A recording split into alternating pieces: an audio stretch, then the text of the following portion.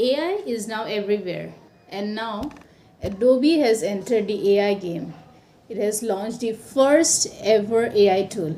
Right now it's in standalone beta phase, but very soon it will roll out as a full package applied to all the Adobe applications like Photoshop, Illustrator, Premiere Pro and the like. So in today's video, I'll brief you a bit about the Adobe Firefly. What is Firefly and what are its features?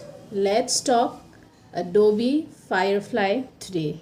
Before getting into the video, if you're new here and haven't subscribed yet, please do subscribe. And now let's start the video. First is text to image. Here you can do fully customization.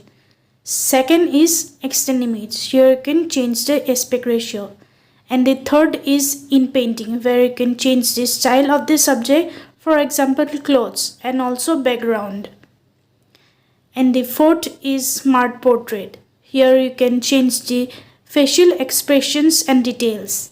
And the fifth one is depth to image. Here you can give depth to any image. Is 3D image. You can change any normal image to a 3D image. Thank you. Bye bye.